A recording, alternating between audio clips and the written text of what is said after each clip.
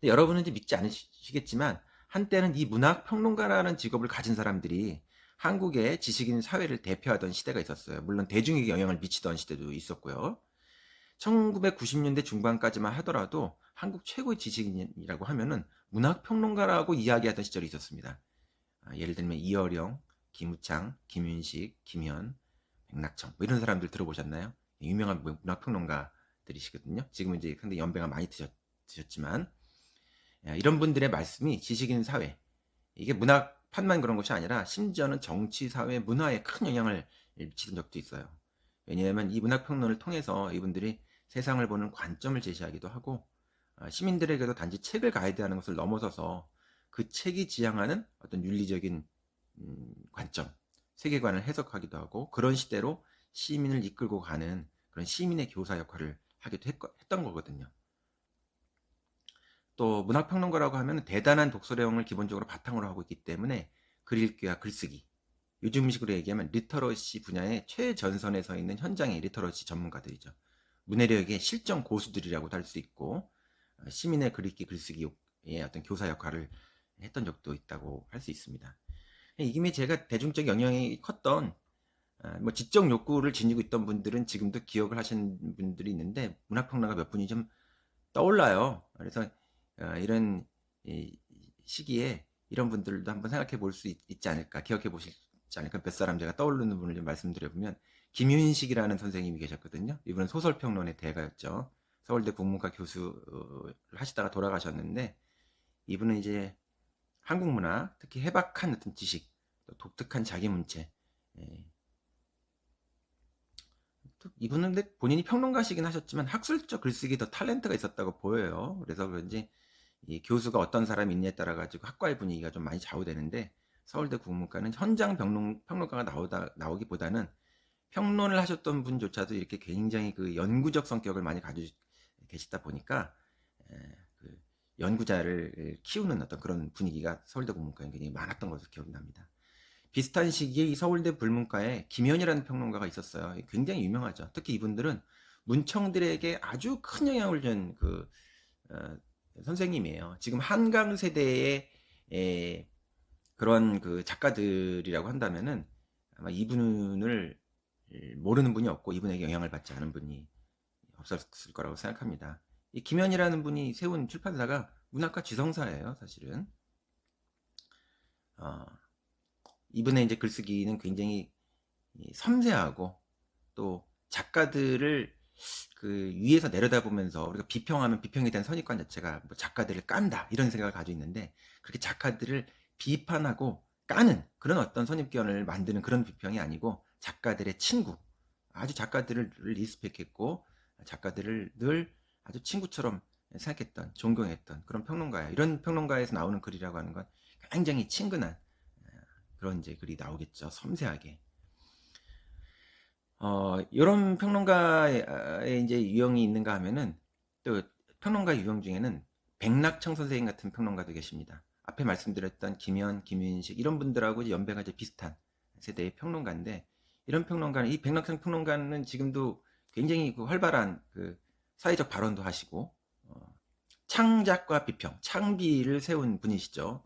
그러니까 문학을 넘어서서 출판 문화 자체에 큰 영향을 미친 분인데 이분은 문단에서 보면은 문학 평론가지만 사실은 사회의 어떤 원로로서 정치 공동체의 어떤 그 이념, 어떤 공동체의 어떤 선을 추구하고 그 이상을 추구하는 그런 어떤 사회 사상가로서도 굉장히 큰 의미를 가진 분이에요, 이분이.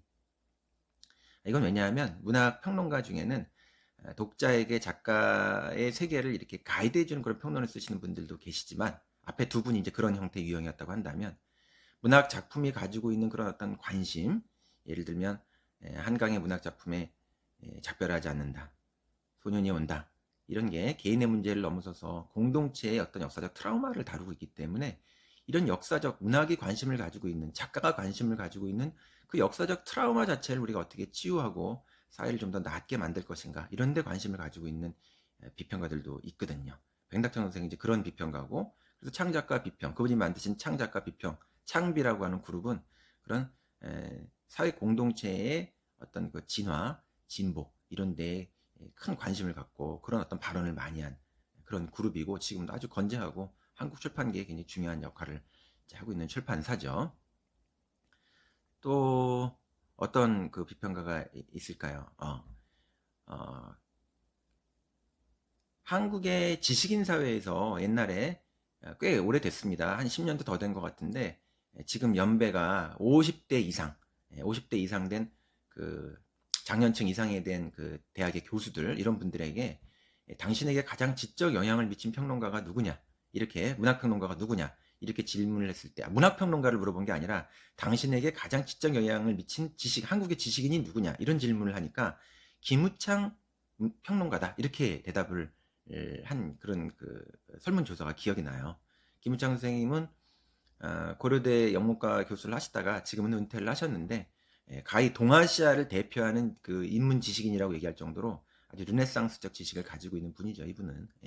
그리고 이제 이분은 특히 문학평론가 유형 중에서 좀 독특한 유형인데 작품을 통해서 작품을 해설하는 것에 그치지 않고 작품을 통해서 인간의 윤리, 사회의 윤리, 도덕의 문제 이런 것들을 다룬 어떤 정치적 윤리 이런 것들을 다룬 그런 거에서 관심을 가지고 있는 글을 많이 쓰신 분이에요. 그래서 이분의 얘기는 정치 공동체의 문제라든가 인간의 윤리의 문제라든가 이런 것들이 많이 등장을 합니다.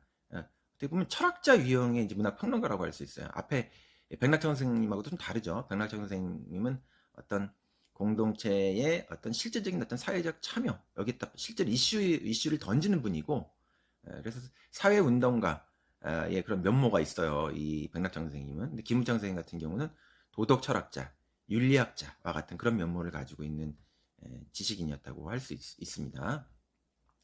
한국에서 큰 어떤 그 세계적인 문학 행사라든가 지식인 행사, 지적 행사, 인문 행사가 일어나 이제 나오면은 거기서 우리가 주최자가 되면은 늘 거기에서 호스트는 김우창 선생님이 위원장을 맡는다든가 이랬죠. 상당히 오랜 기간 동안 아주 최근까지도. 또 굉장히 독특하고 재미있는 유형의 문학평론가가 있죠.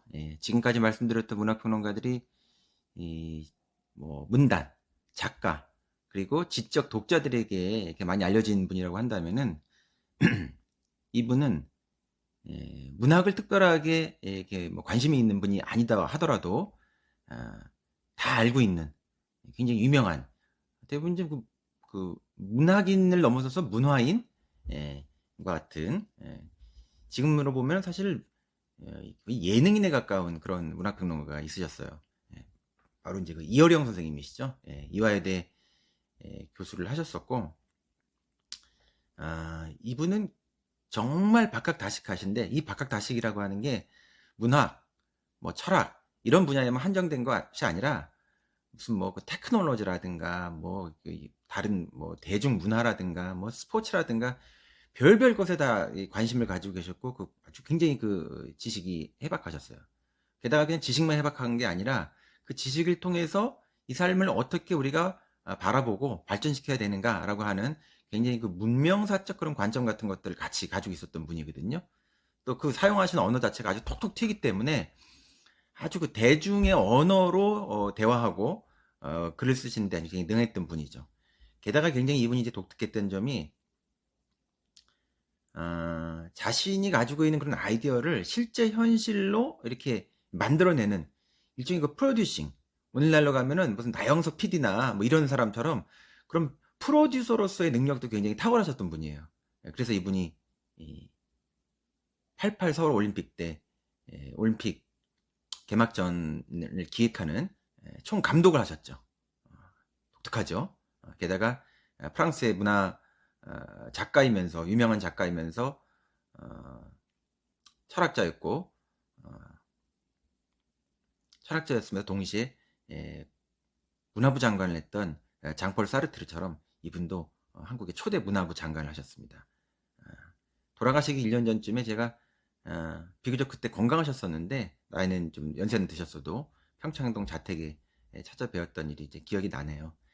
제가 이상의 문학 시인이자 소설가인 이상을 연구해서 박사학위를 받은 사람인데 이어령 선생님도 이상의 연구자였고 이상 평론가로 굉장히 유명하셨어요. 그래서 저한테는 그분이 하나의 이제 평론가라든가 이런 거로 이제 끝나는 게 아니고 같은 작가를 연구한 문학의 선배라는 관점으로 그런 호칭으로 저는 그분이 기억되고 있기도 합니다. 이런 유형의 이제 비평가들이 전성시대가 1970년대, 80년대, 90년대 초까지라고 할 수 있어요. 근데 1990년대가 들어서면 70년대, 80년대가 가지고 있었던 그런 이념적 성격의 어떤 문학이라든가 또 사회사적인 어떤 변동, 한국 사회의 어떤 이제 민주화 이런 어떤 흐름을 통해 가지고 한국 문학의 어떤 성격 자체가 굉장히 달라지거든요. 작가가 달라지니까 그것을 비평했던 비평가의 어떤 그룹 캐릭터들도 좀 달라지죠. 90년대 중반까지는 그래서 특별한 이렇게 두각을 내는 평론가가 없다가 90년대 후반, 중후반, 제 기억에는 중후반부터 해서 2000년대를 전후로 해가지고 아주 특별한 평론가가 하나 나타납니다. 그게 바로 황현산이라는 분이죠. 예, 바로 밤이 선생이다라고 하는 이런 책으로 굉장히 유명한데 사실 이분은 대중적으로 유명해지기 전에 1990년대 중후반부터 글을 쓰는 작가들, 창작자들에게 굉장히 입소문이 나기 시작했어요.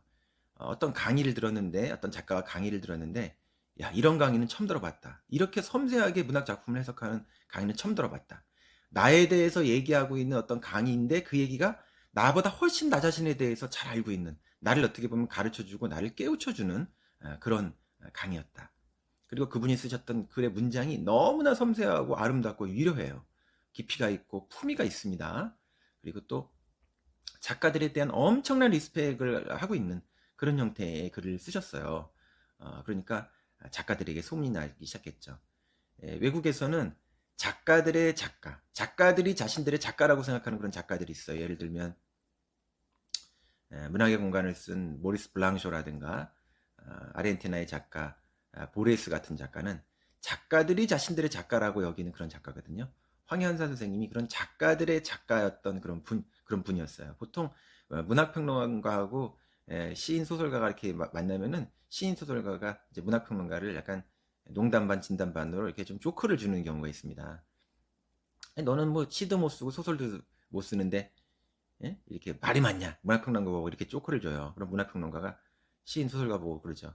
아니 너희들은 자기가 쓴 작품도 무슨 얘기인지 몰라가지고 내가 얘기해줘야 알잖아. 이런 얘기를 이제 문학평론가가 하는데 그렇게 작가에게 그런 이야기를 농을 던질 수 있을 정도로 굉장한 자긍심을 가지고 있고 또 작가들이 문학평론가를 자기들 이렇게 비판하는 사람이 아니라 존중하는 사람, 자기 세계를 열어주는 어떤 그런 사람으로 그런 어떤 친근하고 고마운 그런 또 리스펙의 대상으로 서로를 여기던 그런 시절을 대표하던 문학평론가가 바로 황현산입니다. 또 이분은 프랑스 문학의 그 최고의 번역가로 알려져 있죠. 그래서 프랑스 사람들도 읽어보면 잘 모르는 프랑스의 문학평론가들도 읽어보면 모르는 아주 난해한 프랑스의 시들, 특히 프랑스 상징주의 문학이라든가 초현실주의 문학의 그런 번역가로서 최고의 번역가로 시를 번역한다고 하는 건 가장 어려운 번역이거든요.